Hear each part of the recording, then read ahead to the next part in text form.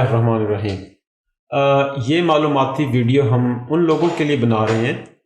جن کو ہمارے لیور ٹرانسپلانٹ ٹیم کے کسی بھی ممبر نے لیور ٹرانسپلانٹ کا مشورہ دیا ہے۔ جیسا کہ آپ کو معلوم ہے، ہماری ٹیم کے مختلف ممبرز ہیں، جس میں ہمارے ٹرانسپلانٹ سرجنز ہیں، ٹرانسپلانٹ ہیپاٹالوجسٹ ہیں، ٹرانسپلانٹ ریڈیالوجسٹ ہیں، ٹرانسپلانٹ انیستھیٹسٹ ہیں، اور اسی طرح ٹرانسپلانٹ کارڈیالوجسٹ ہیں۔ تو آپ کو ہماری ٹیم کے کسی بھی ممبر نے اگر ٹرانسپلانٹ کروانے کا مشورہ دیا ہے تو یہ معلوماتی ویڈیو ہم ان کے لیے بنا رہے ہیں تاکہ وہ ٹرانسپلانٹ کے مرحلے سے جو ہی گزریں تو ان کے لیے کوئی مشکل پیدا نہ ہو اور ان کو یہ اپنے تمام سٹیپس کرنے کے لیے معلومات مل سکیں۔ تو جیسا کہ آپ کو پتہ ہے کہ ٹرانسپلانٹ ایک انتہائی پیچیدہ آپریشن ہے، اور اس آپریشن کے دوران آپ کے جسم کے تمام اعضاء پہ سٹریس پڑتا ہے۔ تو آپ جس میں آپ کے دل کے اوپر، آپ کے پھیپھڑوں کے اوپر، آپ کے گردوں کے اوپر مختلف قسم کا سٹریس پڑ سکتا ہے،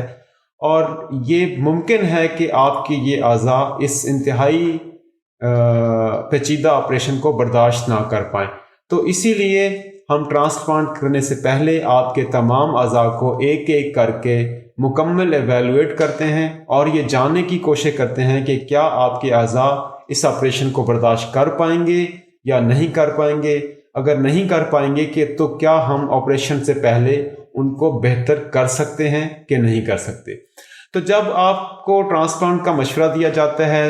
تو ہمارے کوآرڈینیٹر ماریا ناز کے پاس ہم آپ کو بھیجتے ہیں، تو وہ آپ کو یہ چیک لسٹ جو آپ کے سامنے ہے یہ آپ کو دے دیتی ہیں۔ تو اس چیک لسٹ کو آپ کو دینے کا مقصد صرف یہی ہوتا ہے کہ تاکہ آپ کو پتہ چل سکے کہ مریض کے اور آپ کے ڈونر کے کون کون سے ٹیسٹ ہونے ہیں، کس کس مرحلے سے اس کو گزرنا ہوتا ہے۔ تو آپ یہاں پہ دیکھ سکتے ہیں کہ یہاں پہ یہ مریض ہے اور یہ ڈونر ہے۔ یہ مریض کے انیشیل ٹیسٹ ہوتے ہیں جس کے اندر بلڈ کے ٹیسٹ ہیں، اس کا سی ٹی اسکین ہے،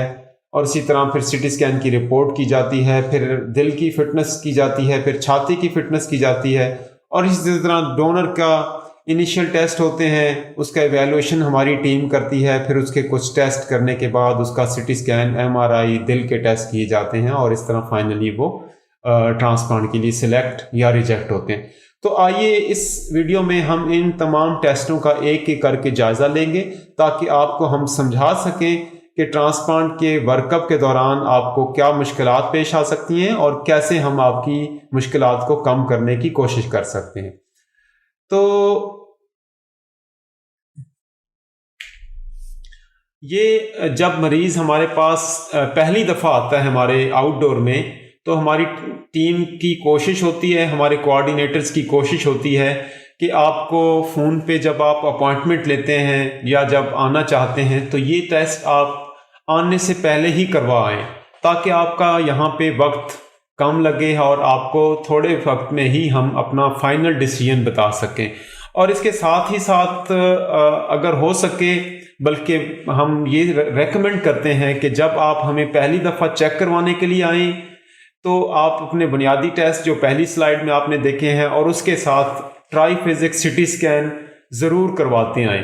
کیونکہ ہمارے ہسپتال میں مریضوں کا ٹرن اوور بہت زیادہ ہوتا ہے۔ تو جب آپ ہمارے او پی ڈی میں آتے ہیں تو رش زیادہ ہونے کی وجہ سے لیبارٹری کے رش، سی ٹی اسکین، تو اس رش سے بچنے کے لیے اگر یہ ٹیسٹ آپ ایک دن پہلے اپنے سٹی سے کرواتے آئیں تو آپ کے لیے بہت ساری مشکلات آسان ہو سکتی ہیں۔ ایک اور بات جو ہمیں یہاں بتانا چاہوں گا کہ جب آپ سی ٹی اسکین کروا کے آئیں تو triphasic C T scan کروا کے اور سی ٹی اسکین کا ڈیٹا سی ڈی میں یا یو ایس بی میں لے کر آئیں تاکہ ہم آپ کے سی ٹی اسکین کو بغور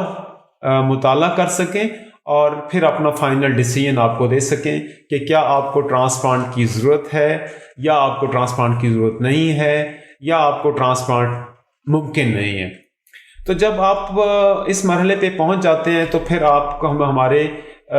کوآرڈینیٹر کے پاس چلے جاتے ہیں، کمرہ نمبر 9 میں۔ ماریا ناز آپ کو پوری تفصیل ٹرانسپلانٹ کی بتاتی ہے اور ساتھ ہی ساتھ ڈونر کے ٹیسٹ کرنے کا بھی کہا جاتا ہے۔ تو جب آپ کو ڈونر کے ٹیسٹ کا کہا جاتا ہے تو پہلے مرحلے میں ہماری ایک پوری ٹیم اس کے لیے بنی ہوئی ہے۔ جو ڈونر کا ٹیسٹ کرنے سے پہلے اس کا فزیکل معائنہ کرتی ہے. تو پورا معائنہ کرنے کے بعد اگر وہ ڈونر فٹ ہو، اس کو کوئی ذہنی یا جسمانی بیماری نہ ہو اور اس کو کوئی پریشر نہ ہو کسی کا یہ آپریشن کروانے کا، تو یہ والے جو ٹیسٹ ہیں، یہ بنیادی ٹیسٹ جن کو ہم ڈونر کے اسٹیپ 1 کے ٹیسٹ ہیں، یہ ہم ان کو لکھ کے دے دیتے ہیں. اور موسٹلی یہ ان تمام ٹیسٹوں کی رپورٹ اسی دن ہی مل جاتی ہے یا دوسرے دن اگر ہماری لیبارٹری سے کرائیں. اگر آپ پہلے سے کروا کے آنا چاہتے ہیں تو آپ کسی بھی مستند ISO سرٹیفائیڈ لیبارٹری سے یہ ٹیسٹ کروا سکتے ہیں. تو ڈونر کے جب یہ ٹیسٹ مکمل ہوتے ہیں اور ان میں کوئی پرابلم نہیں ہوتا تو پھر ڈونر کا CT اسکین کیا جاتا ہے. ڈونر کا CT اسکین ایک انتہائی اہم مرحلہ ہے، کیونکہ جو تمام تر ہمارا فیصلہ ڈونر قبول کرنے کا یا ریجیکٹ کرنے کا زیادہ تر CT اسکین کے اوپر ہی ہوتا ہے. تو ہماری ریکمنڈیشن ہوتی ہے کہ ڈونر کا CT اسکین صرف اور صرف آپ ہمارے ہاسپٹل سے ہی کروائیں،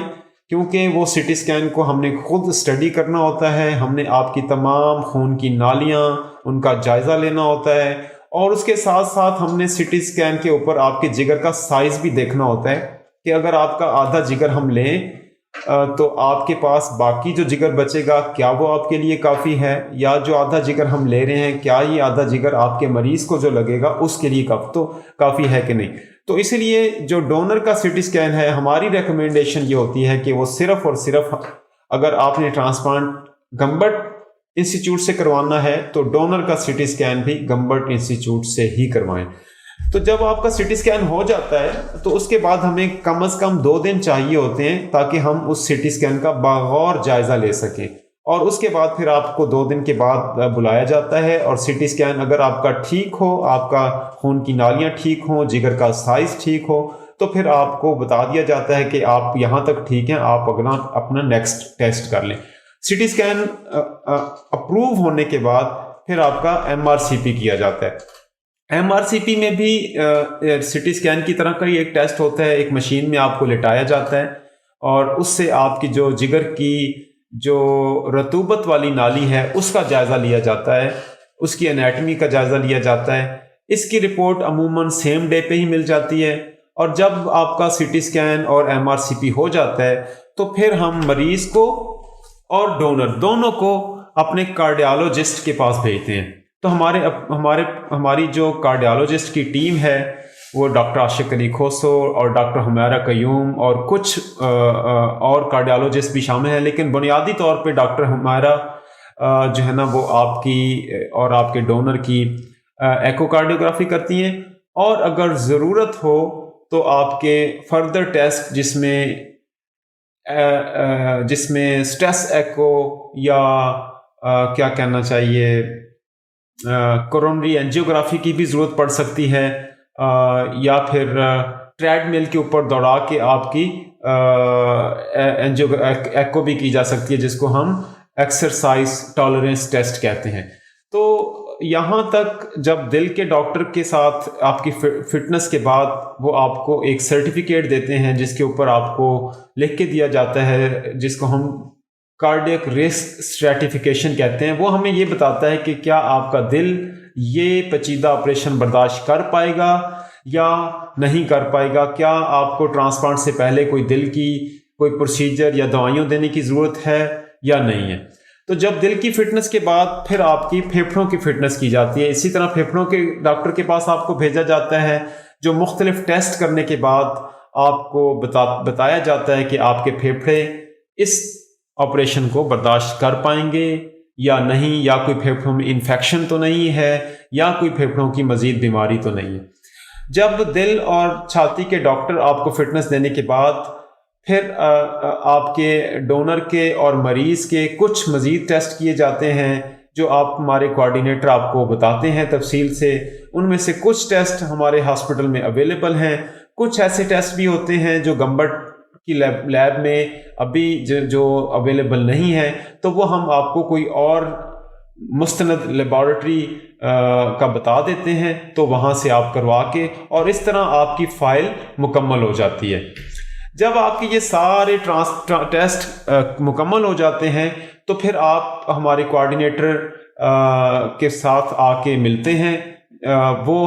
آپ کی ساری فائل کی چیک لسٹ دیکھنے کے بعد، آپ کی فٹنس دیکھنے کے بعد وہ ہمارے پاس آپ کو دوبارہ لے کے آتی ہیں، اور اس طرح آپ کی لیور ٹرانسپلانٹ کی جو ٹینٹیٹیو ڈیٹ ہے وہ مقرر کر دی جاتی ہے. اور اس ڈیٹ سے پہلے آپ کو فٹ رکھنے کے لیے آپ کو ورزشیں سمجھائی جاتی ہیں، آپ کی خوراک کے